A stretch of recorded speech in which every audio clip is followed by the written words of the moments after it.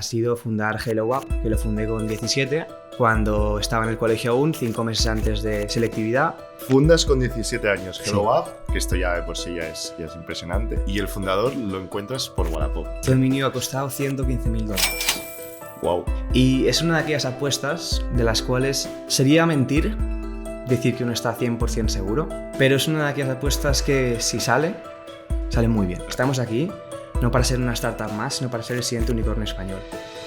Bienvenidos a un nuevo episodio de Entrevistas a Product Leaders. Esta semana tenemos a Álvaro Pintado. Álvaro es uno de estos emprendedores natos que ha empezado muy joven, con tan solo 16 años, con su primera empresa, y actualmente es el fundador y CEO de Hello App. Vamos a hablar un poquito del negocio de Hello, también vamos a hablar de cómo es el hecho de emprender tan joven, cuáles son las motivaciones que le ha llevado a Álvaro el hecho de emprender, algo tan complicado como es empezar un negocio. Después vamos a seguir hablando más en concreto del modelo de negocio de Hello y una peculiaridad muy concreta que es el dominio de hello.app. Álvaro nos va a explicar cuánto le ha costado y cómo fue el proceso de comprar un dominio.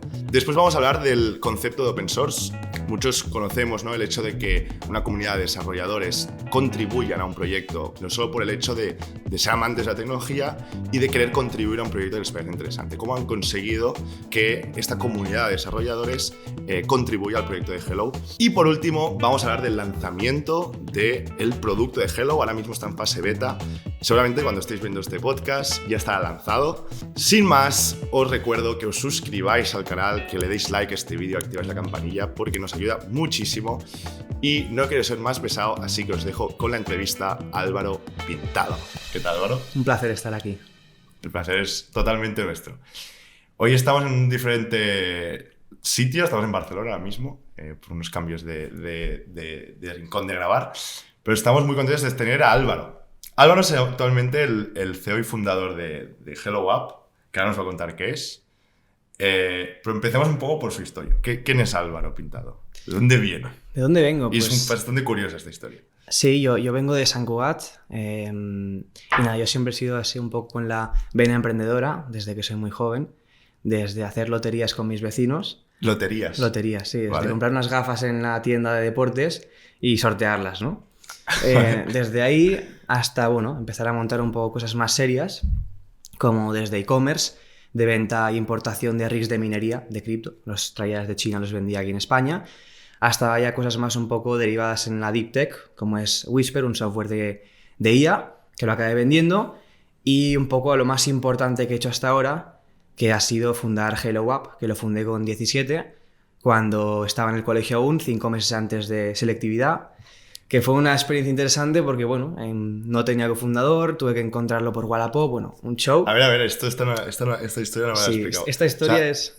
Fundas con 17 años Hello Sí. App, que esto ya de por sí ya es impresionante, y el fundador lo encuentras por Wallapop. Sí, o sea, yo sí, rápidamente, claro, yo me encuentro con esta idea que en un principio era almacenar contraseñas con blockchain, que Vale. tú bien lo sabes porque viste el Sí, pitch vi el pitch de de Itnic, que, sí. que se hizo bastante viral y mucha gente Sí. me conoció a través de ahí.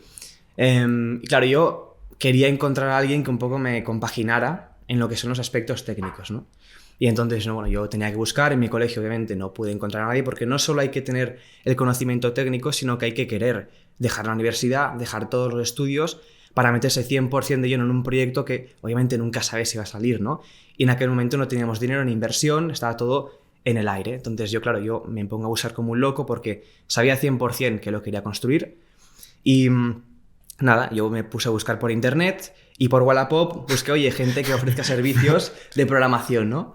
Y entonces encontré a gente que daba sus servicios, puse un mensaje copy-paste de, oye, ¿queréis formar parte del siguiente unicornio español? Porque Vale. obviamente yo no voy a revelar la idea, ¿no? Sí.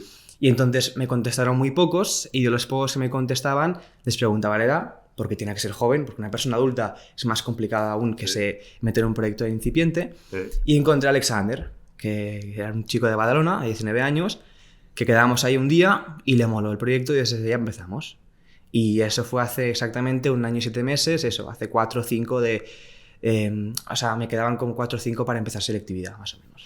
Es bueno porque, o sea, al final Wallapop es como el último sitio que irías, ¿sabes? En plan, irías antes a un Sí. Fiverr o a un Upwork o aplicaciones que están hechas para Sí. encontrar talento, Pero no, es muy curioso. Claro, yo sé que 100% había gente aquí en España, en Barcelona, que ofrecería servicios de programación. Yo era consciente de eso. Pero tú que eres un co-founder. Claro, yo buscaba a alguien también técnico, porque yo sé temas de programación y temas técnicos, pero el tinglao que tenemos, que luego lo comentaremos un poco más, es algo muy nuevo que en lo que queremos hacer no existe en todo el mundo, y entonces yo 100% me hacía falta alguien así que me echara una mano. Mola. Vale, vamos rápidamente a qué es Hello. Antes de entrar más en temas más en concreto, pero solo un pitch muy rápido, para que la gente entienda qué es Hello. Básicamente, toda la información en Internet hoy en día se guarda en una caja. ¿Vale? Y esta caja está controlada por 2 o 3 empresas que son muy grandes corporaciones. ¿Qué pasa? Que toda la información que está en esta caja está monopolizada y dominada por ellos. Tienen todo el control. Hablamos de Google, hablamos de Google, Microsoft, AWS, muy importante. Y esto hace pues eso, que el usuario pierda el control de su información y no pueda hacer lo que le gustaría hacer con ella porque no depende de ellos, ¿no? Entonces, nuestra propuesta es que en vez de que toda esta información se guarde en una caja, se guarden cientos de miles de microcajitas, ¿vale? Siendo cada microcajita un portátil, o un móvil o un iPad. ¿Esto qué hace? Que optimicemos mucho más los recursos del planeta. Es decir, si por ejemplo ahora tenemos unas granjas de servidores 24/7 y tenemos a la vez dispositivos muy potentes a nuestro alcance como móviles, iPads y portátiles, ¿por qué no optimizarlos y utilizarlos para el mantenimiento de Internet, ¿no? Y en vez de hacer eso tenemos aparte otras máquinas muy grandes que gastan un montón de energía para guardar la información. Entonces nuestra idea es, vamos a optimizar estas redes, estas máquinas para el servicio de la red pública. Y esto es un poco lo que hacemos. Y tenemos un producto principal que es lo que vendría a ser un Dropbox descentralizado, ¿vale? Un lugar para guardar información. Y en esta misma super app, en esta misma aplicación, hay 2 funciones. La de guardar información, como sería el Dropbox, y la de dar almacenamiento de tu dispositivo. ¿Vale? Tenemos como 2 funciones. Por los 2 tipos de user que tenéis. Correcto. Y un poco aquí viene la cosa innovadora que no existe en todo el mundo, y es que queremos crear la primera red de almacenamiento descentralizado basado en dispositivos móviles de todo el mundo. Entonces, una persona en aproximadamente 8 meses podrá bajarse nuestra aplicación, activar la función de nodo y empezar a recibir recompensas monetarias por el espacio de su dispositivo que está dando al servicio de la red. Y esto es único en el mundo. Que esto me acuerdo que lo comentábamos de que, o sea, ya habían existido cosas como el hecho de minar, ¿no? Correcto. Con el Pi, ¿no?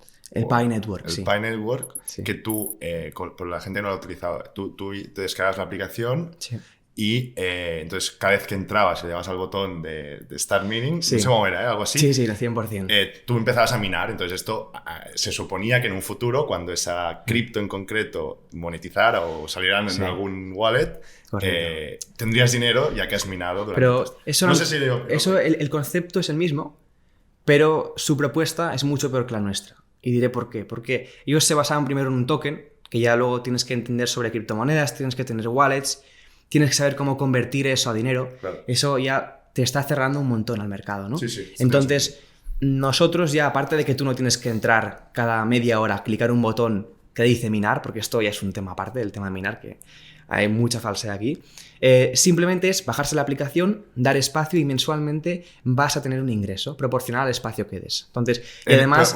¿Pero un ingreso en espacio o en euros? No, en euros, pero proporcional al espacio. Es decir, si tú, por ejemplo, das 10 gigabytes, 20 gigabytes en la red, vas a obtener un beneficio proporcional en euros al espacio que has dado. Si das más beneficio, obviamente, ¿no? Y esto va a dar pie a aquella gente incluso que quiera comprarse más dispositivos para dar espacio al almacenamiento de la red y tener una fuente de ingreso mucho más grande. ¿Y les sale a cuenta? ¿Te puede salir a cuenta? Puede llegar a salir a cuenta. La idea es un punto llegar al punto de inflexión, ¿no? Ahora mismo es mucho más rentable hacerlo con portátiles, pero claro, volvemos a lo que he dicho antes. Un servidor de hoy en día será como un móvil dentro de 10 años. ¿Por qué? Porque un móvil móvil ahora actual es como un servidor de hace 10 años. Entonces esto lleva a pensar de quien esté antes en la ola en lo que son redes descentralizadas será imparable. Porque aquí una pregunta, o sea, cuando entramos a la parte del servidor, ¿vale? Estamos hablando de un servidor de Google o Microsoft o quien sea. Correcto, la empresa que tiene el almacenamiento, que lo tienen en, yo qué sé, Netherlands, Estados Unidos. En Estados Unidos o incluso en países que hace mucho frío para el tema de refrigeración, ¿no? Sí. Pero este servidor, o sea, ¿cómo? Es decir, la pregunta es, ¿cómo con un móvil emulas el trabajo de un servidor. Sí. O sea, ¿qué coges? ¿La CPU? ¿Qué Te es? explico, mira, un servidor tiene como dos funciones. Pues es un ordenador, ¿no? Es un ordenador, pero un ordenador tiene como dos funciones: el proceso y el almacenamiento. Vale. Son dos partes muy diferentes. Lo que era minería, en este caso, era básicamente procesar cálculos matemáticos para resolver problemas muy grandes para llegar a una conclusión que es descubrir una criptomoneda, ¿no? Vale. Como de desencriptarla, en este caso. En nuestro caso no utilizamos prácticamente procesador, únicamente el espacio de almacenamiento. Ahora mismo nuestra red no es una red computacional, no es una red que tú puedas procesar grandes cantidades de programas. Es únicamente para almacenamiento, que es muy diferente. Para almacenar en local, en la máquina. Claro, tú en tu caso, si quieres dar, por ejemplo, a nuestra red 20 gigabytes, vas a ponerlo a disposición y vas a empezar a guardar información de todo el mundo de personas en tu propio dispositivo, cambio de una recompensa. En local. Claro, obviamente. Sí. Sí, pero ¿y los móviles realmente no van jodidos siempre de storage? Aquí es donde voy. Poco a poco la cosa va a ir cambiando. Ya te he planteado la primera premisa, que es en portátiles y en PCs es más fácil. Claro. Porque ya tienen 1 terabyte, 500, ¿no? Pero quien esté ya empezando y ya esté dentro de los teléfonos móviles, la gente ya lo conozca, ya lo empieza a utilizar, y aunque empiece poco a poco a dar un ingreso o a empezar a pagar, aunque sea poquito, y empiece a estar en el mercado, eso es fundamental. Ya. Para que cuando llegue un punto de inflexión en el que ya sea verdaderamente factible guardar una cantidad pequeña de información a cambio de un ingreso notable, si ya estás ahí metido, eres imparable. Nadie te va a superar si ya estás ahí de antemano, ¿sabes? Ya. ¿Y se puede hablar un poco de euros? O sea, de más o menos para tener un rango. Sí. Pues no hace falta ir al detalle, pero de aproximado. ¿Qué costaría tener en tu máquina, en tu dispositivo, dar 8 gigas a Hello? Por decir algo, 10 gigas, no sé. Pues estaríamos hablando, obviamente no de mucho, pero sí que, por ejemplo, si alguien da 10 gigabytes, en un principio podríamos estar hablando de 2-3 al mes. 2 euros. Algo así, es nuestra idea, ¿vale? 2-3 euros al mes. Es la idea, sí. Vale. Poco a poco. O sea que aún es un modelo que... Quiero decir, probablemente en un principio el 95% de los nodos estén en portátiles porque es mucho más rentable a nivel de rapidez. Pero bueno, nuestro algoritmo está pensado para sobrevivir en dispositivos móviles, que es un poco lo único y lo que le hace ser único en el mundo ahora mismo. Vale. Volveremos a Hello muy rápido, pero un tema muy, muy, muy curioso que me explicaste, que te compraste un dominio que se llama, bueno, el dominio es hello.app, Hello.app, que es un dominio bastante potente, o desde ultra fuera parece premium. potente. Es ultra premium, sí. ¿Cuánto te ha costado este dominio? Este dominio ha costado $115,000. Wow. Y es una de aquellas apuestas de las cuales sería mentir decir que uno está 100% seguro, pero es una de aquellas apuestas que si sale muy bien, ¿vale? Y yo siempre he pensado que para conseguir resultados diferentes, tanto en la vida a nivel personal y profesional, hay que hacer cosas diferentes, ¿no? Y hacer una operación de este tipo es una declaración de intenciones a nivel mundial. Estamos aquí no para ser una startup más, sino para ser el siguiente unicornio español. Y es lo que queremos ser en 3 años, lo he comentado varias veces. En 3 años. Es nuestro objetivo, sí. Al final tenemos un proyecto y un producto que el potencial de crecimiento y escalabilidad es ilimitado. Todo en Internet son ceros y unos. Y quien de alguna manera domine o guarde ese almacenamiento tiene todo el poder y todo el control, ¿no? Y la mítica pregunta de, oye, si esto va bien, ¿qué pasará con Google y Amazon? Que te van a decir algo, ¿no? ¿Qué pasará con ellos?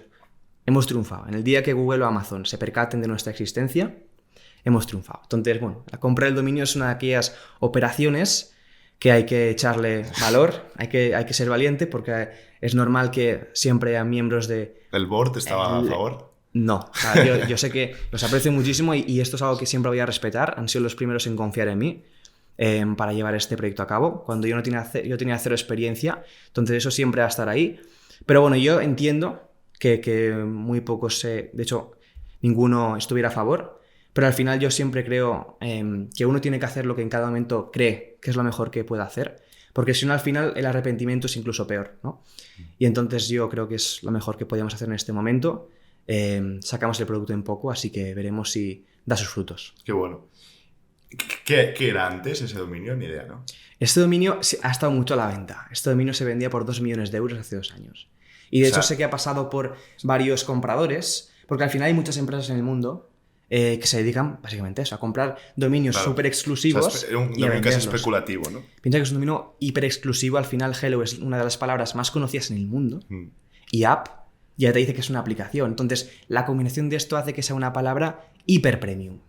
Y que a nivel de fiabilidad, cuando vayamos a una empresa a ofrecer espacio de almacenamiento, que es algo muy privado, es fundamental. Y a nivel de posicionamiento es fundamental. Entonces, hemos hecho lo correcto. Esto es muy potente. Sí. Y aparte también mola el dominio de que es muy fácil decirlo, ¿sabes? Hombre, además nuestra idea es sacar una super app, entonces nos viene como anillo al dedo. Sí, no. Y también otra cosa que puede servir también si se transicionan o se pivotan los modelos de negocio muchas veces. Claro. Te puede funcionar. Funciona para todos. Vale, vamos también a otro tema. Que es interesante, el hecho de emprender tan joven, ¿no? O sea, tú emprendiste con 17 años. 16. O 16. Sí. Tu primer negocio. Yo opino, desde mi punto de vista, que esto de la edad no tiene nada, o sea, es cero vinculante a nada. Correcto. Pero yo creo que a la gente a lo mejor le interesa. ¿Cómo decides emprender? O sea, más que cómo decides emprender... ¿De dónde viene? Sí, pero tampoco. O sea, de cómo... O sea, hay un punto, yo lo que veo es que hay un punto de riesgo que no tienes, o sea, que disminuyes el riesgo emprendiendo más joven, ¿vale? Pero tienes menos a perder. O sea, y también la falta de experiencia te hace no ver. Y la falta de experiencia te hace no ver. Pero, ¿cuál es el trigger que te hace emprender? O sea, para mí la pregunta es el trigger. Yo creo que va relacionado mucho con la personalidad. Si te fijas bien en las personas que desde muy jóvenes han emprendido, todas comparten una serie de patrones, ¿no? Tú conoces también a Ricard, por ejemplo.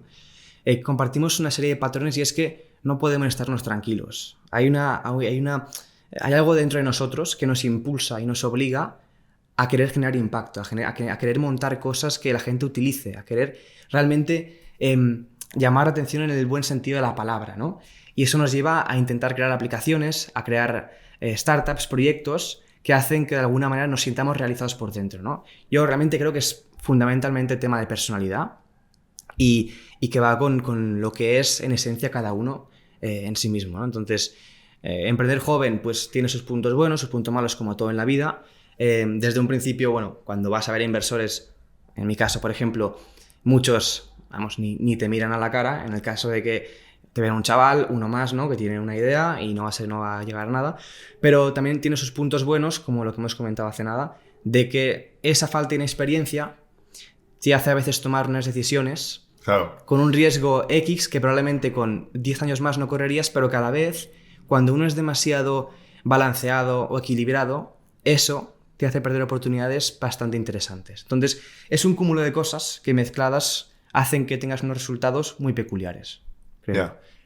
¿Cuál fue tu primer paso para emprender? También para la gente que nos está escuchando, es decir, primer día que quieres emprender, ¿dónde vas? A ver, yo lo primero que hice para emprender, así primero, monté un e-commerce, como he comentado antes. Literalmente, ¿dónde voy? Pues para montar un proyecto así que no pensabas que puede llegar a ningún lado y que realmente es algo más hobby, más pasatiempo, es fundamentalmente Internet. Al final, las influencias que tú tienes con la gente en la que hablas, ¿no? Y luego ya para una cosa un poco más seria, cuando dices, oye, quiero montar algo de verdad. Vale. Yo lo que hago, como yo lo he dicho siempre, y de hecho cuando fui a La Sexta me funaron mucho en TikTok, ¿Sí? Porque me dijeron, oye, este es el niño de papá, tiene la empresa valorada en 1,5 millones, le anda la pasta, esto sus padres lo han metido ahí, es del típico barrio de Madrid. No, ¿vale? Mi padre es ingeniero, mi madre es abogada, venimos familia clase media y cero relación con mundo startup. Entonces, yo lo que sé es que cuando quieres empezar en una industria, en un sector, tienes que rodearte de gente que sabe. Entonces, yo lo primero que hice en este caso fue, pues, googlear, como todo el mundo, buscar en internet qué es lo que había aquí por Barcelona. Entonces encontré B Combinator, encontré redes de Business Angels. B Combinator, ¿qué es? Para los que no lo saben. B Combinator es una incubadora de proyectos que básicamente lo que hacen son un grupo de personas de diferentes perfiles, cogen a proyectos muy incipientes, cogen un stake pequeño a la compañía y ponen a tu servicio todo tipo de herramientas, tanto de coworking como de mentoría, como de ayuda técnica. Lo necesario para empezar. Todo para esa semilla. Y te ponen en contacto cuando ya te habían preparado con los primeros inversores, ¿no? Entonces yo es lo que hice, hablé con B Combinator, empecé a relacionarme bien con las redes de Business Angels de SADE, de IES, porque sé que estos invierten bastante en proyectos bastante iniciales. Y bueno, a raíz de ahí, primer inversor, que esto nunca se olvida, fue, en este caso, Guillem Pérez, el CEO de Cemsania, que me puso un ticket de 20. Y bueno, siempre es algo que te va a caer para toda la vida, ¿no? Y este fue de la red de Sade. Y luego ya pues tuve de inversores de B Combinator, Business Angels y luego también de IS. Y luego también tengo inversores de toda Europa. Vale. Pero sí, para empezar, es importante rodearse de gente que sabe y aprender de ellos y escuchar sobre todo. O sea, un buen punto inicialmente es entraste en una comunidad o no sé cuál es la palabra de B Combinator, qué es exactamente, pero entraste en un grupo de gente que te ayudó a ir pasando Tú los conoces siguientes ITNIC, ¿no? Sí. Aquí muchos conoceréis a ITNIC. Pues es básicamente lo que hace ITNIC. ITNIC, tú vas ahí a pitchar, invierten en proyectos, tienen coworking, es una comunidad al mismo tiempo. Son comunidades que hacen diferentes funciones, ¿no? Y para cuando es un proyecto incipiente y sobre todo no tienes cero experiencia es bastante positivo. Si luego ya tienes experiencia, tienes contactos, hay que pensárselo bien porque pillan mucho equity. Pero para empezar desde cero, si es tu primera vez y tienes cero contactos, es muy útil. Ya, sí. Con esto del equity es otra discusión. Pero sí, tiene todo. O sea, el valor que aporta es brutal, es brutal. Volvemos a Hello. Que antes de grabar estábamos hablando más yendo a producto, que es al final el podcast hoy es un podcast un poco diferente, pero normalmente nosotros hablamos de producto, hablamos de sobre todo el rol del product manager, el rol de los ingenieros también, o sea, cómo se desarrolla producto en una startup, ¿vale? Es un poco lo que hacemos. Y Álvaro nos explicaba de que ellos trabajan, o su visión aquí es muy open source de la creación de producto. Explícanos cómo funciona crear un producto open source. Yo creo que vivimos en una era en la que los sistemas tradicionales para construir cosas, proyectos, empresas, es muy diferente. Tanto a nivel de construir un producto como vendérselo al público, ¿no? Ahora hay redes sociales. Todo en general ha cambiado muchísimo. Entonces, vivimos en una era en la que no hace falta ya depender de grandes costos estructurales salariales para levantar un proyecto. O sea, yo conozco a gente y mi caso, por ejemplo, con Whisper tuve 160.000 usuarios, era solo yo. Esto hace 10 años, ahí no le cabe en la cabeza. Y de hecho mucha gente que yo le he comentado algo así y no le cabe en la cabeza que con muy poca gente puedas mantener grandes cantidades de tracción, ¿no? Entonces, en nuestro caso, nos basamos en gran cantidad en las contribuciones de código abierto, ¿vale? Esto básicamente... ¿Qué quiere decir esto? Pongamos, para los que no estén muy familiarizados, que existe un WhatsApp, ¿vale? En el que este WhatsApp, en vez de que cada chat sea con una persona, cada chat es con el código de una empresa, ¿vale? Visualizamos esto. Entonces, una vez tenemos esto en mente, la gente que entra en este WhatsApp va a los chats con el código de cada empresa que les parecen más interesantes e interactúan con ellos. Aportan código, lo cambian, lo modifican. Y cuando una vez tienen modificado este código, hacen una petición a la empresa, a mí, por ejemplo. Dicen, oye, Álvaro, tengo esta petición, quiero integrar esto en el código porque me parece interesante y quiero colaborar, págame o no me pagues, o sí, o hacemos una prueba. Y lo hacen, tú lo aceptas y tienes código de manera muy fácil y muy escalable ya en tu empresa incluido. Vale, esto al final estás hablando de GitHub, ¿no? Un poco. Básicamente es la combinación... Y los pull requests de GitHub. GitHub y Slack. Y Slack, ¿no? Correcto, sí. O sea, combinación muy potente. Sí, son dos buenas tools. ¿Cómo se llama? El desarrollador que va a contribuir a tu producto, sí. ¿Cómo lo conoce? ¿Por GitHub? ¿Orgánicamente por GitHub? Pues nos conoce de... ¿O Twitter? De todas maneras. Twitter justamente lo hemos empezado ahora. Mucho ha sido por LinkedIn. Nosotros somos una empresa que le gusta mucho la prensa. Vale. Y entonces muchos nos han conocido por ahí, luego por LinkedIn, derivados de LinkedIn, y sobre todo boca a boca. Al final, con que te conozcan 4... Sí. Esos 4 son 16. Ya, porque empiezan a hablar entre ellos. Esos 4 son 16 y además les tratas bien, pagas bien, y sobre todo cuando es un proyecto que ellos son conscientes, son técnicos, que ven que tiene mucho potencial, siempre queda muy bien colaborar y sobre todo poder decir en un futuro yo estuve aquí en un principio. Y esto es algo clave. O sea, tú, en tu caso, para empezar Hello, ¿cuánta gente técnica tenías inicialmente? Pues 0, porque empezamos yo y mi cofundador. ¿Tu cofundador? Tú no picas código, entiendo. Yo muy más poco, en producto, pero diseño. En este caso él está muy detrás y yo estoy más de enfocarlo, sobre todo, qué tiene que tener el producto, ¿no? Vale, y soy más de lo que sería un product manager. Vale. Realmente entender qué es lo que la gente necesita, porque ahora mismo hay mucha gente que no sabe realmente qué es lo que necesita porque no lo conoce, ¿no? Y sobre todo en el mundo Web3, que la gente no sabe ni lo que es. ni lo conoce, ni sabe el valor agregado, ni sabe lo que es blockchain, ¿no? Entonces, hay que intentar realmente entender cómo puedes tú crear una propuesta de valor desde cero en algo que la gente no consigue entender y cómo creas una combinación de lo que la gente entiende y lo que no para que sea un producto atractivo y cómo lo vendes, ¿no? Entonces, esto lo traes a un producto y luego ya está, pues el equipo que lo lleva a código, ¿no? Pero un poco la idea de cómo tiene que ser algo para que la gente lo utilice, ese ha sido mi rol principal. Y después tu cofundador ha ejercido más la parte técnica. Sí. ¿Y habéis tenido a alguien fijo de equipo? Pues fíjate que, ¿asalariado? Fíjate que tenemos de técnico, becarios, que son amigos suyos, justamente de su ciclo formativo. Vale. Son gente con muchos conocimientos y que al final se involucran mucho. Son gente joven con esa energía que es importante en una startup. Y luego la persona más senior que tenemos ha sido el product designer, que es un ex de Factorial. Shout out para Borja, aquí. Y entonces así fijos, tenemos a él y 2 becarios más. Y luego tenemos la comunidad, básicamente, que es fundamental en Web3.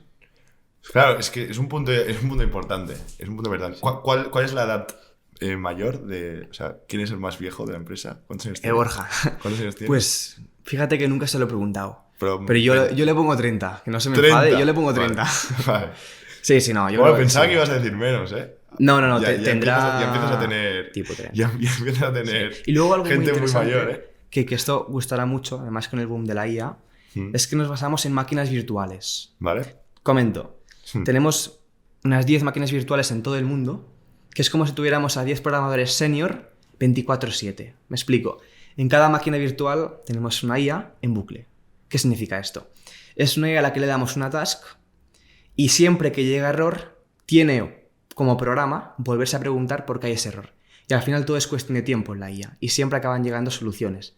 Y son como tener una flota de ingenieros de software 24/7 en máquinas virtuales. O sea, ejercería el rol del QA, ¿no? O del ingeniero que resuelve bugs, ¿no? Ejercería el error de tener un equipo, aparte de los programadores que tenemos ahora. De sustentar la plataforma. Sí, de ver problemas, de incluso generar nuevos algoritmos, de hacer pruebas, porque al final nuestro algoritmo tiene desde IA, desde el sistema puzzle, tiene un montón de cosas muy complejo. Entonces, alguien que pruebe, error, busque alternativas diferentes es fundamental. Y la IA nos da esto. Pero entiendo que la IA no sube código. No. Vale. La IA, al final, al cabo ¿Qué hace? O sea, encuentra el problema, digo, a lo mejor está probando una feature de esto, ve un problema, crea el código o crea un template de código. La IA crea mucho código, ¿eh? Sí, por eso. No, de hecho, la IA, de hecho, crea mejor código que texto casi. Sí, de hecho, nosotros combinamos GPT-4 con diferentes modelos open source, Llama, etcétera, están todos combinados en las máquinas virtuales. Y eso, tenemos una serie de algoritmos que, bueno, les damos una task, esto ya lo lleva un poco más él, y obviamente no suben código, pero te dejan básicamente bastante código preparado y muchas dudas resueltas, que luego tú vas y manualmente, pero es muy fácil, pim pam pum, ya está subido. Hostia, esto no... Esto es muy nuevo, esto ha salido... No lo había escuchado yo personalmente. Sí que es verdad que el código, sobre todo en Copilot, ¿cómo se llama? La integración, esto es de Microsoft, diría. Sí, ya está integrado. Está integrado en los editores de código y demás, funciona súper bien, pero esta parte no había escuchado, es interesante. Entonces, o sea, principalmente hay una persona CTO, en este caso, correcto, tu cofundador, becarios que le ayudarán también al desarrollo, colaboran mucho. Y mucho open source. Sí. Esto del open source, o sea, para también entenderlo más, o sea, trabajan directamente, o sea, ¿cómo es la comunicación? Es por Slack, pero ¿cómo funciona el desarrollo del producto? Pues hay un ping-pong entre pues el mira, CTO... como lo llevo yo, básicamente, porque mi CTO es CTO. Cuando digo CTO es una persona que sabe mucho de código, pero luego a la hora de intentar extrapolar conceptos y de organizar, sobre todo, que no haya líos en pull requests y que todo esté bien llevado, eso lo he llevado más yo. Entonces, Slack ha sido fundamental porque Slack tiene la feature de conectar GitHub. Entonces, tú puedes ver en cada momento la pull request que hay. Entonces, yo tengo al menos un control total de todo lo que sucede al minuto. Vale. Entonces, yo desde ahí tenemos nuestros grupos, nuestros canales y el chat de pull request, donde yo realmente veo todo lo que está pasando. Tenemos un Trello también, donde organizamos todas las tasks que tiene que hacer todo el mundo. Pero el de open source va al Trello también. El de open source va al Slack. Y del Slack, los que son ya cada vez más recurrentes, los metemos en el Trello. Vale. ¿Sabes? El Slack es ya un poco más para todo el mundo. Sí. No, lo veo. ¿Y quién define la tarea? Pues mira, hasta ahora, como somos, ya te digo, una startup pequeña, muchos son muy autodidactas. Muchos, oye, voy a arreglarme esto, lo detectan ellos mismos. Es la gracia, son tíos muy seniors, saben mucho más que yo. Entonces yo muchas veces digo la idea general al principio de semana, oye, vamos a centrarnos en esto, pero claro, yo digo esto y luego hacerlo es otra cosa. Hay 40.000 problemas y luego no tener a tanta gente que sabe muchísimo, es que te los detectan, te los comentan y tú dices, ostras, no lo sabía, ponte con esto. Entonces es muy interactivo, muy cada uno realmente hace lo que cree que tiene que hacer. Nosotros estamos acostumbrados, no tiene nada que ver en... Ya, me imagino. No, pero tiene sus partes muy buenas esto, y que al final empresas que van yendo al back to basics, la frase famosa de querer darle ownership al ingeniero, querer que el ingeniero resuelva los problemas, tal, al final es un modelo casi más parecido a este que no al que hay ahora. Sí. Y es interesante entender también el hecho de eso, cómo se crea producto. O sea, al final hay mucha independencia. O sea, el open source puede entrar al código de Hello y ver un problema que tal, lo puede solucionar. Sí. De hecho, es una de las partes es chulo, que ha sido más challenge. Sí, es un challenge. De estos 3 meses porque, repito, yo venía de hacer experiencia llevando un equipo de todo el mundo, diferentes idiomas, todo en inglés, importante. Y claro, primer mes, como puedes imaginar, ha sido un caos. Ha sido un caos porque todos trabajaban en diferentes ramas, lo que quiere decir que iban con código antiguo. Claro. Entonces era un desfase total, ¿vale? Era un caos. Entonces, bueno, poco a poco al final el ser humano aprende a base de prueba y error. Entonces hemos ido mejorando, nos queda muchísimo, pero al menos las bases las tenemos ya y esperamos seguir creciendo. Pero sí, primer mes fue un caos y poco a poco, bueno, hemos ido teniendo gente más senior, hemos ido aprendiendo obviamente y ha ido mejorando el flujo. A los contributors les pagáis, me comentabas. Pues hay de todo. Hay gente que hay de todo, porque hay gente que sabe que Díganos esto. Sí, hay gente que sabe que solo va a poder contribuir durante una vez, o 5 veces, o 3, y simplemente lo hace porque hay gente que le gusta programar. Hay gente que le gusta formar parte de cosas que creen que realmente puede generar mucho valor y generar mucho valor en lo que es el ecosistema Web3. Hay gente que le gusta, como hay gente que le gusta montar a caballo, lo que sea, ¿no? Entonces tenemos gente que literalmente no cobra y no dice nada, ni pío, pero que contribuye, a gente que exige mucho, a gente que exige lo lógico, a gente que le ofrecemos directamente y quiere contribuir, hay de todo. Entiendo que la parte que estoy viendo ahora mismo en pantalla, la documentación de Hello, la tenéis muy bien hecha, ¿no? Pues... O sea, quiero decir que para conseguir, o sea, un consejo puede haber para gente que quiera probar este modelo. ¿Crees que es muy importante la parte de documentación? Pues te voy a decir que ahí me has pillado. Porque en la parte de documentación está bastante poco trabajada. Vale, porque mira. Sí. Y esto realmente puede ser un error, pero hasta ahora mismo todo el flujo de gente que ha venido con nosotros ha sido directamente lo que nos han conocido por otras vías. Vale. Sobre todo, mucho boca en boca. Y literalmente esta parte de documentación, vamos, creo que ni yo sabía que estaba, literalmente. No, está vacía. O sea, sé que estaba, pero la pusimos como mock-up al final está, para que todo esto ordenara en la aplicación. No, porque, por ejemplo, Stripe, un producto que todos conocemos, una de las cosas que lo hicieron muy bien, Stripe los fundadores tienen un perfil técnico muy fuerte. Y una de las cosas que hicieron muy bien fue tener una documentación de las APIs brutal. Tenemos que meterla ahí, seguro. Y a partir de ahí lograron tener mucha rigurosidad en la parte técnica. No sé si lo hicieron open source o no, entiendo que no lo sé. Pero puede tener sentido en el sentido de decir, ¿sabes? ¿Y a qué quiero escalar este modelo? Sí. Al final, ¿sabes qué pasa? Como estábamos tan incipientes, quiero decir, llevamos 3 meses montándolo a full, entonces, más que nada la gente nos escuchaba a nosotros, hemos hecho muchos meets con ellos, al final para captarlos, yo hacía un meet con ellos, les contaba, les decía, oye, esto va a ser la siguiente bombazo, y realmente como entienden las tecnologías, dicen, ostras, esto realmente puede molar bastante. Y no me ha hecho mucha falta decir mucho para convencerlos, la verdad. Han venido bastante orgánico. Es el nuevo mundo, la nueva era de desarrollo, tío. Sí. Es bastante... Aparte no les das equity, no les das... voy a formar parte de un proyecto, pero no es un poco... Bueno, queda en constancia de que han participado. Esto queda en constancia. En los créditos. Y al final siempre quedan en sus interacciones. Y obviamente nosotros no somos unos capullos. Quiero decir que conocemos a la gente importante. Y, hombre, luego estos en LinkedIn se lo ponen a unos. Entonces, oye, todo el crédito se has trabajado, ¿eh? Más o menos, ¿cuántos tenéis de contributos de este tipo? Más o Pues, no hace falta el número, pero... Esto lo sabe más Alexander, pero hemos tenido de todo. pero Todo tipo. entre 10 y 15. Algo así hemos tenido, Vale. así, de todo tipo. Vale. Sí. ¿Y el design cómo lo habéis hecho? El diseño, pues mira, yo a mano con el product designer, que es Borja. Vale. Entonces yo básicamente he sido siempre el encargado de ver realmente... Bueno, al final tampoco es que ha sido un problema fundamental, sino que simplemente hemos creado una solución alternativa. No sé si me entiendes, ¿no? Al final sé que hay muchos que no entenderán lo que es Web3, pero así rápidamente, para dejarlo claro, Web2 es un Internet centrado en la empresa y Web3 es un Internet centrado en el usuario. Vamos más aquí, es decir, después hablaremos más de cómo vais a lanzar el producto y tal, pero hablemos de este Web 2.5 que comentamos. Correcto. ¿Vale? Sí. O sea, la pregunta es, ¿qué es el Web 2.5? Esto para empezar. ¿Y por qué crees que tu producto Sí.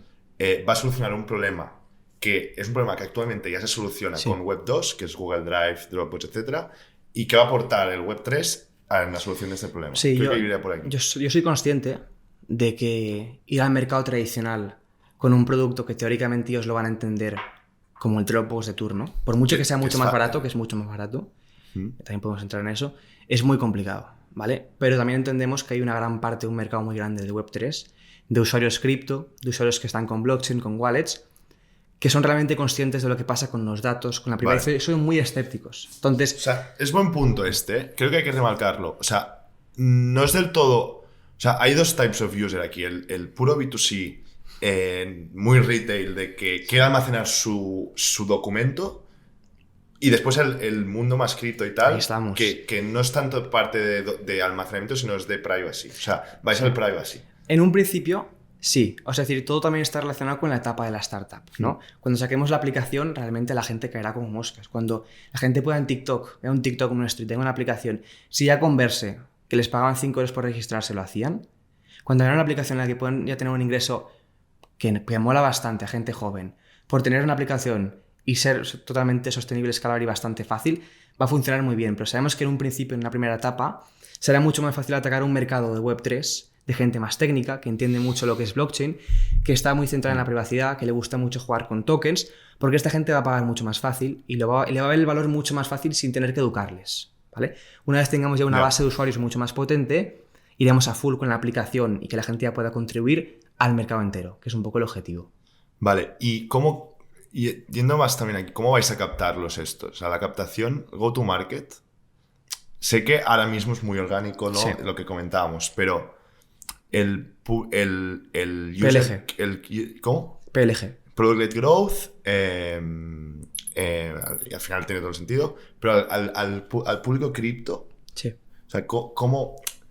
O sea, no tiene ninguna solución de este estilo Pues mira, que esté muy enfocada a la privacy, aquí hay, ¿sabes? No, hay de no solo todo. con Web3, Hay de todo, pero yo lo que quiero dar a entender es que cuando hablamos de público cripto, la gente dice, uy, son tíos que están todo el día programando, son tíos que están todo el día con código. No es verdad. Hay mucha gente No. que le gusta Esto es cierto. estar con estos temas Sí. y que no sabe nada de código. Todo lo que es hoy de Web3, o eres un developer o no sabes utilizarlo. Entonces, ¿cómo creas algo que esté en intermedio, pero Claro. que pueda gustar a todo el mundo? Ahí llega la Web 2.5. Cogemos algo que todo el mundo pueda entender, ya seas una persona muy técnica o no, y lo utilizamos con toda la tecnología que hay detrás, que es Web3. Blockchain, smart contracts, conceptos descentralizados, ¿no? Y lo unimos todo en un bombazo que genera Hello App en este caso. Entonces es un poco el challenge, es cómo atraemos a todo el mercado tradicional de todo tipo a que utilice un producto totalmente innovador que a día de hoy la gente no entiende por sus tecnologías. O sea, y esto nadie lo consigue en todo el mundo. Pero, No o sea, consigue nadie. pero no solo... Entonces, con este pitch, no solo os enfocáis a almacenamiento de documentación. Correcto. Vale. O sea, la idea... Entonces nosotros digo, oye, ¿yo cómo voy a convencer a gente tradicional? Yo pienso en el mítico chaval de 20 años de TikTok, de 18, una chica de TikTok que no sabe nada de esto. ¿Cómo nos puede utilizar? O sea, y es decir, yo no quiero montar algo que únicamente se centre en un nicho. Mi idea es montar algo que tenga impacto en todo el mundo, todas las personas. Y este es el objetivo principal, ¿no? Tener el máximo de influencia positiva en la gente, que la gente nos utilice, que la gente nos conozca. Esto es fundamental y lo más bonito que existe. Entonces, la forma de conseguirlo es dar algo que les guste. Y hemos llegado a la conclusión de que una aplicación por la cual puedan ganar dinero de manera muy fácil, con el frontend de Web 2 que todo el mundo entiende, marketeándolo en redes sociales tradicionales, puede funcionar muy bien. Entonces tenemos como dos funciones en esta super app: almacenamiento y proveer almacenamiento a la gente que no quiera guardar porque no le interesa. Tiene una vía de ingreso muy interesante para gente incluso joven con su teléfono. Claro, aquí hay dos puntos que es importante. O sea, como yo lo veo, ¿no? O sea, hay dos types of user que tienes que captar. Sí. El user que te va a dar su almacenamiento, que este va a cobrar, o sea, no Sí. va a pagar. Que potencialmente este user te va a pagar también, esto es otro tema. O sea, hay dos users, este que comentamos y el user que inicialmente quiere más enfocado al privacy, su storage. Entonces, ¿crees que, o sea, cuál es el reto más heavy de go-to-market? ¿Ves el reto de captación de los que de los que van a cobrar por almacenarte o de los otros? Pues tenemos un ¿O buen esto tinglao. los vas a unir? O sea, ¿cómo vas a hacerlo Pues esto? mira, yo veo mucho más claro que a nivel del cliente que va a pagar, van a ser pequeños businesses en un principio. Y esto ya lo hemos comprobado. Se han contactado varios de Web3 que están en el sistema porque hay muchas empresas de Web3, NFTs, blockchain. Vale, o sea, pequeños business. Correcto, ¿vale? que hace falta que guarden información también de manera descentralizada. Vale. Entonces, para Ok. ellos somos una solución ideal. O sea, más tirando Entonces, a B2B. ya de entrada, para tener primeros clientes que paguen, en B2B tenemos bastantes opciones en este caso, sobre todo gente de Web3. ¿Vale? Y ya luego, obviamente, será un poco más challenge pillar a gente de Web2 que quiera almacenar con la aplicación, pero aún así hay mucha gente de Web3 que está muy relacionada con lo que es minería de cripto, y esto le suena muy bien, sabe utilizarlo, que ya es bastante fácil, de hecho ya los tenemos. Más con enfocado al nosotros. privacy, ¿no? Sí, o sea, aquí es un poco debido a la ambición que tenemos como empresa, que queremos abarcarlo todo. Ya. Pero tenemos que ir por fases, eso lo Sí. entendemos. Estamos locos, pero no lo suficiente como para tirar todo al traste, ¿no? Hay un punto de balance Ya. no tan balanceado, para, Ya. para que se me entienda. Entonces sabemos que todo tiene que ir con su tiempo adecuado, con sus timings adecuados para que no sea un caos. Y de este último que comentábamos, el de Web 2, que tal, el value prop que vosotros le podéis ofrecer a alguien para que cambie de Google Drive a vosotros. Son varias cosas, sí. Por ejemplo, yo en mi caso, ¿vale? Sí. Te digo mi ejemplo. Yo utilizo Google Drive y pago Sí. cada mes porque tengo que almacenar vídeos del podcast y pesan mucho. Entonces tengo, pues, no sé si 2 teras o algo así, en Google Drive. Y pago, creo que son 15 euros al mes o algo así, o 10 euros al mes. En mi caso, el value prop sería un tema de pricing. A ver, a nivel o de ¿cuál precio más? es mucho más barato. Obviamente habrá gente que está muy contenta con Google Drive y ni le compensa ni quiere hacer el show, que será bastante fácil, ¿eh? De hecho, pasar toda esa información a nosotros, pero aquí yo intento ver más a largo plazo. Es decir, lo que estamos creando con todo esto, que ahora mismo puede parecer un lugar para guardar información, una aplicación para la cual la gente participe en una red distribuida en todo el mundo y contribuya a algo que es mantener Internet, yo lo veo más a largo plazo. Es decir, te pongo un ejemplo, ¿vale? A día de hoy, muchos negocios, muchas empresas, en sus propios servidores, páginas web, tienen por duplicado un montón de información. Por ejemplo, es muy lógico y muy habitual que una empresa utilice el mismo gráfico o imagen que otras muy similares. Entonces, lo que estamos haciendo en este caso es que todo el mundo tenga repetida por cientos de veces en sus servidores la misma imagen. Esto no tiene ningún tipo de sentido. En cambio, si con nuestra red descentralizada pública hay un mismo archivo, que es el archivo X, y 20 empresas en todo el mundo lo quieren utilizar en su web, no van a tener que duplicarlo y tener cada uno en su servidor. Todos van a apuntar al mismo. Aquí la idea está en la eficiencia y en la sostenibilidad y el potencial de crecimiento que tiene este concepto. Vale. No tanto a corto plazo, sino lo que puede significar a largo plazo a nivel de cambio y de un antes y un después en Internet. Esto es lo que vemos realmente. De que puedes sustituir a lo que son sistemas centralizados de almacenamiento a nivel mundial.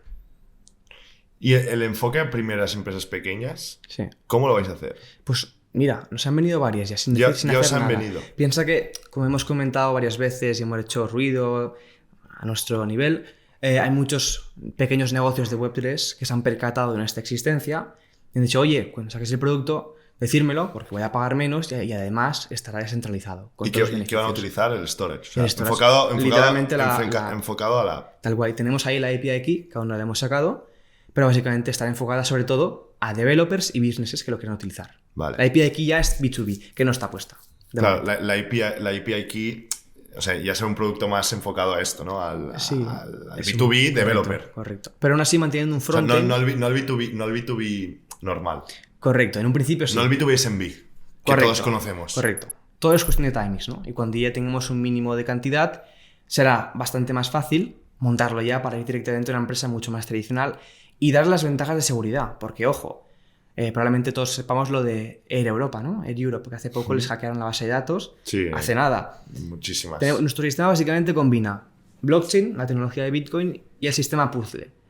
El sistema puzzle básicamente lo que hace es cogemos una imagen, una foto, y esta foto la rompemos en 100 partes. ¿Vale? Cada trocito va a un sitio diferente. ¿Esto qué hace? ¿A un móvil diferente? A un nodo diferente, con redundancia, obviamente. Si un hacker quiere desencriptar o robar un archivo, tiene que encontrar los 100 pedacitos diferentes, desencriptarlos y ponerlos en orden. La tarea es 1000 veces más difícil que lo que puede ser hackear una base de datos hoy en día. Y además tenemos lo que es la seguridad de blockchain en verificación, que es prácticamente inexpugnable. Y además creo que a nivel físico es imposible a día de hoy. Por ejemplo, hackear Bitcoin a nivel físico, energético, es prácticamente imposible. Entiendo, esta pregunta a lo mejor es muy de tonto, pero la persona que tiene el dispositivo que le ha llegado el píxel de la imagen no puede ver tampoco el píxel. Es imposible, es imposible porque básicamente él lo que tendrá es una aplicación de Hello que verá el storage de esa aplicación que no ocupa un giga. No va a tener ninguna parte de acceso a nada. Y lo único que se puede percatar es que hay almacenamiento y son unos bits totalmente desordenados, que aquí está la cuestión del algoritmo. ¿Tú cómo gestionas tantos trocitos en todo el mundo, tanta información? Porque te he dicho 100, serán miles por cada archivo. Es muy complicado. Entonces, aquí se basa en nuestro core, nuestra tecnología core, que es muy potente, y se basa en prácticamente esto. Cómo hacer un sistema eficiente, rápido, que no tarde, que funcione bien, que no tenga delays, que no pueda perder información. Vamos, tú subes un archivo comprometido y la lías, adiós cliente, y tienes un problema gordo ahí. Entonces, tiene que estar muy bien montado y es un poco el reto que tenemos como startup, que, repito, no existe actualmente una red que consiga optimizar teléfonos móviles y dispositivos como los que conocemos para mantener Internet, y queremos ser los primeros. Es un reto interesante, pero muy ambicioso, y por eso queremos ser el siguiente unicornio español en 3 años. Muy bien. Vamos al lanzamiento. ¿Vais a lanzar? Ana, estamos grabando 13 de octubre ahora mismo. Correcto. ¿Cuándo vais a lanzar? Lanzamos el 17. 17 de octubre. Sí. Vale. O sea, seguramente cuando este vídeo se publique, yo creo que estará publicado. No, pues a lo mejor no. Ahí más o menos. Estará ahí. Pero bueno. ¿Cómo vais a lanzar? ¿Tenéis alguna estrategia? ¿PR? Pues sí, tenemos una campaña. Ya te he dicho que nos gusta mucho el PR, entonces tenemos una campaña a nivel internacional en muchos medios. ¿Internacional? Sí, internacional. Estados Unidos mucho, porque ahora mismo parte de nuestros testers, más de la mitad, son estadounidenses. ¿Qué quiere decir testers? Gente que la ha los probado, beta testers. prototipo, early adopters, son Estados Unidos. O sea, yo en este caso, ¿no? Yo sería un tester. Un tester, por haberlo probado, correcto. Vale. Y la mayoría han sido de Estados Unidos, entonces tenemos una campaña internacional muy potente, basándonos mucho en el dominio, haremos mucho en el dominio, y una campaña también mucho de medios a nivel de podcast, como el que tenemos tú y yo. Y entonces, bueno, enfocada a nivel general y a nivel economía en lo que ha sido el dominio, que ha sido una de las compras más grandes en toda España, en la historia de un dominio, y luego en medios un poco más técnicos, en lo que ofrecemos el sistema de referidos, el PLG en cuanto a invitar a gente y conseguir hasta 100 GB gratuitos de almacenamiento.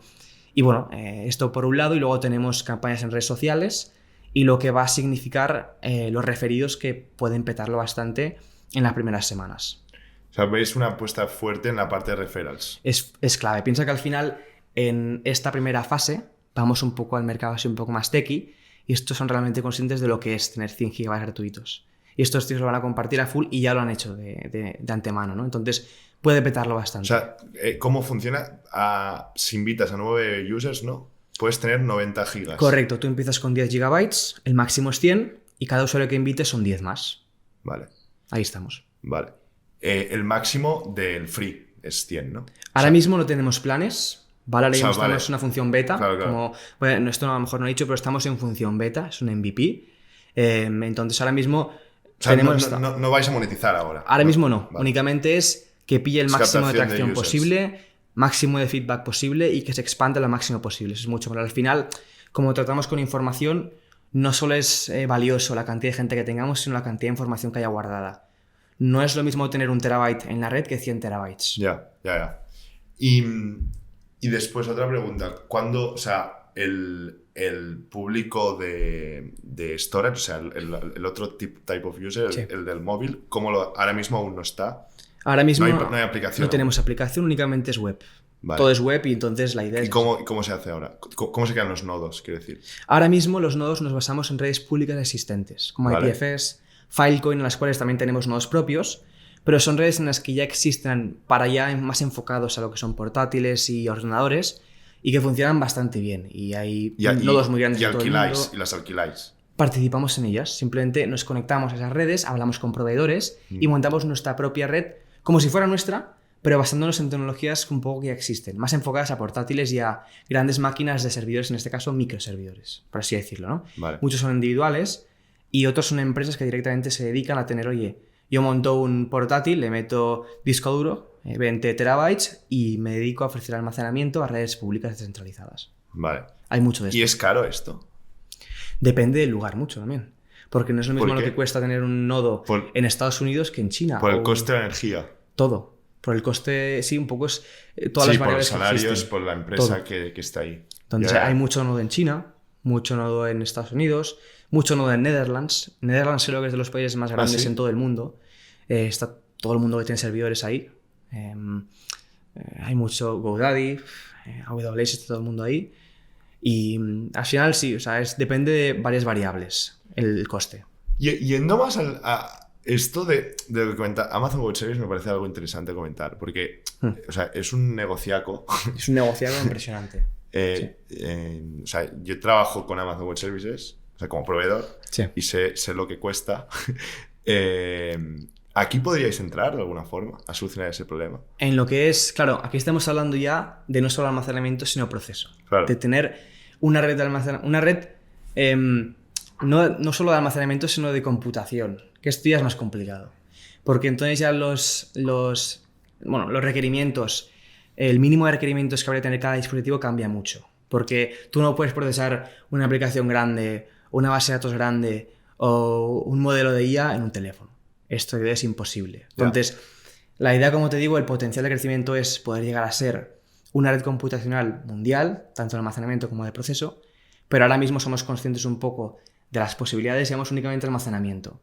Si el almacenamiento va bien, caerá por sí solo y además a nivel un poco con la curva de desarrollo tecnológico de dispositivos y hardware, caerá solo el hecho de ser una red computacional. Igual que troceas un almacenamiento o una imagen, se puede trocear un proceso, ¿no? Es mucho más complejo porque estamos hablando de procesador, de unificar. A ver, se puede hacer porque realmente una máquina grande es lo que hace. Lo que pasa es que están juntos, entonces habría que juntarlo muy bien, que un algoritmo computacional estuviera en mismos sitios, cercano tuyo, que fueran mismos specs de procesadores. Es otro mundo, es mucho más complejo eso. Ya. Ahora mismo no estamos muy enfocados en eso, la verdad. Ya. Es otro mundo, es un bicho. Y ahí estamos acabando, pero ya cambiando un poco de tema. O sea, aquí vemos mucho el producto. Sí. ¿Tú qué opinas sobre el producto en sí? Como fundador de una startup tecnológica. ¿El producto en general de una startup? No, del rol del product manager, ¿vale? Porque ahora mismo estás en una etapa muy early donde al final todo el mundo contribuye, las ideas salen de ahí y tal. Pero cuando vayas escalando, a lo mejor ya tienes que plantearte, o no sé, depende. Pero normalmente las empresas se plantean ya equipos de producto y tal. ¿Tú cómo lo ves? Pues, ¿Ves que tiene sentido? ¿Ves que no? En vuestro caso. Tiene 100% sentido. Porque yo, te digo, yo no soy un profesional de producto, lo he montado con cero experiencia y es un dolor de cabeza, al menos desde mi parte, porque es complicado. Al final tienes que estar al tanto con los diseñadores, con los desarrolladores, un poco la gestión de todo esto, ¿no? Y ser realmente un poco el que lleva todo, un poco el director de orquesta en este caso, de lo que es el producto en sí, ¿no? Entonces es algo fundamental, 100% para que un producto tenga éxito, cumpla las funcionalidades que tiene que tener y no sea un caos, que al final no ofreces algo que la gente no espera de ti, ¿no? Entonces, desde mi punto de vista, la mínima que crezcamos, lo que es un product manager o un CPO, 100% va a estar con nosotros porque es bueno, la cuestión, o sea, aquí es un buen punto de que realmente se necesita el product manager, pero es que lo estás haciendo tú. Claro, sí. O sea, no es que no exista, es que lo estás haciendo tú. Es que no.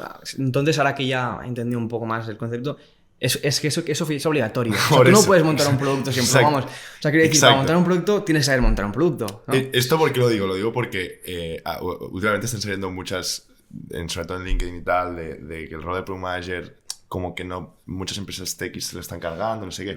Pero la cuestión es que alguien lo tiene que hacer. En este caso lo estás haciendo tú como CEO, pues estás haciendo el Product Manager, ¿no? Entonces también es una... Sí, yo pensaba que un poco iba más enfocado al hecho de ¿es necesario contratar a alguien, un tercero? No. Claro, obviamente no, total. Hay falta un mínimo de cantidad de gente en la empresa, sí. pero el Product Manager es indispensable para montar un producto. Es que básicamente estás montando un producto, hace falta alguien que lo monte. Si ya se puede llamar como quieras, pero es un tío que monta el producto. Exacto. Aquí es justo como ¿No? opino yo, es como opino yo, es lo mismo. Acabando ya muy rápidamente, ¿cómo te inspiras tú, Álvaro? ¿Cuál es tu fuente de inspiración? ¿Qué ves? Es decir, ¿cómo has aprendido todo esto? ¿Lees podcasts? O sea, ¿cuál es? Aparte, es una pregunta que para ti yo creo que es muy buena, porque no te falta carrera, no te ha hecho falta ni selectividad. Ya la hice, pero claro, no únicamente sirve para una carrera aquí en España. A ver, ¿cómo te inspiras? ¿Cómo has aprendido? ¿Cómo te has inspirado? Pues obviamente todo autodidacta, ¿no? Por mi cuenta.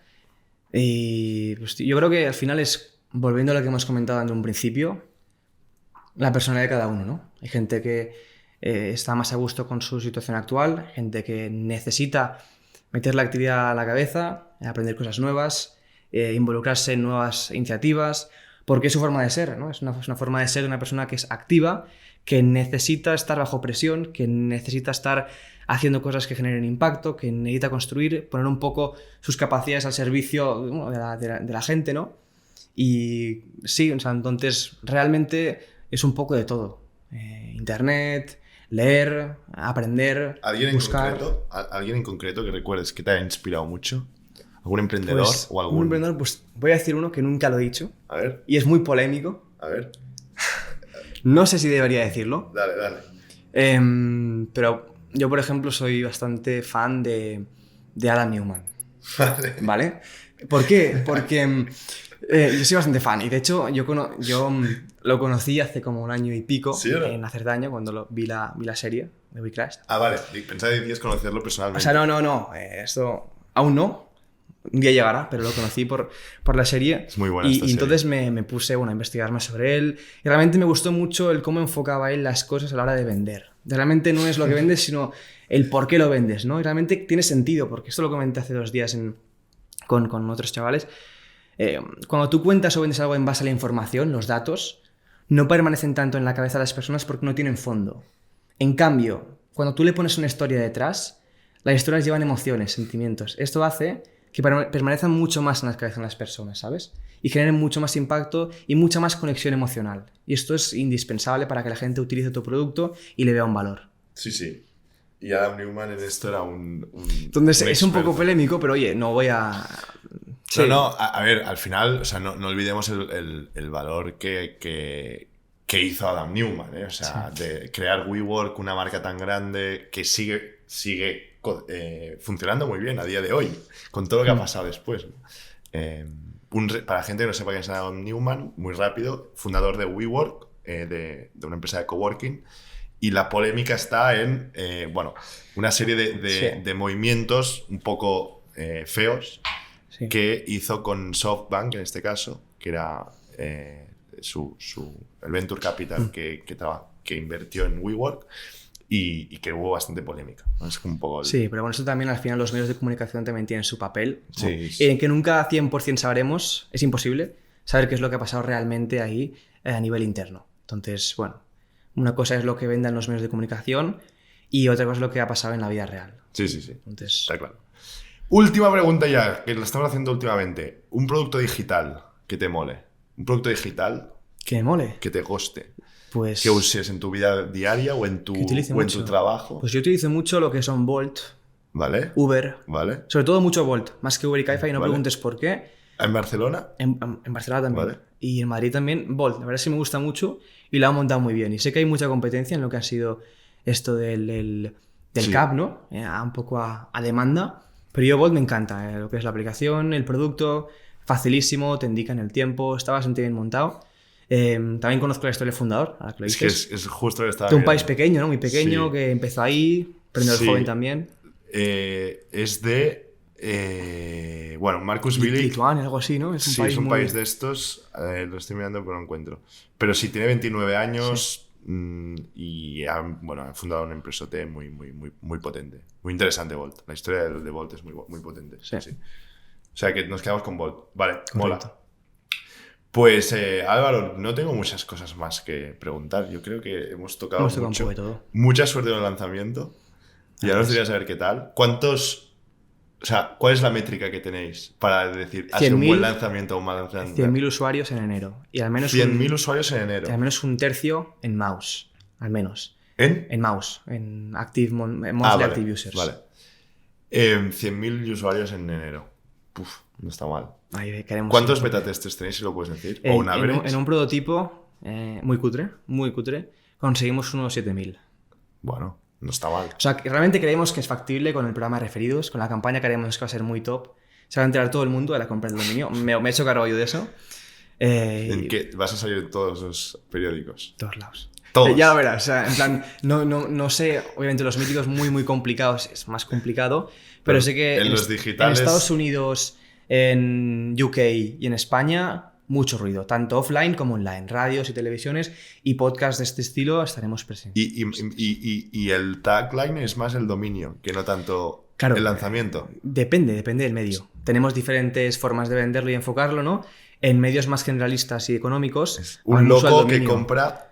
Teenagers that buy a domain. Aquí estamos. El más caro de España. De los más caros de la historia. ¿Cuál ha sido el más caro de España? Pues fíjate que yo realmente pensaba que era el más caro de la historia de España porque no sabemos si toda la información es pública o privada. Entonces, es probable que haya habido alguno más caro a lo mejor, pero pública la información. Yo hemos rebuscado, hemos mirado con los tíos de que hacemos en la prensa y hemos encontrado muy poco. O sea, el más caro que recuerdo es fincas.com por 65.000 euros. Fincas.com. Pero nuestro le gana, sobra. Sí. Fincas.com fue muy grande y luego hay varios, pero así de cientos de miles, poquita cosa. Al menos en España, ¿eh? No, sí. No se me ocurre mucho más. Hoteles.com o alguno de estos. Pues no lo sé, tío. No lo sé, la verdad. Pero sé que hay poquita cosa. Motos.com, no sé.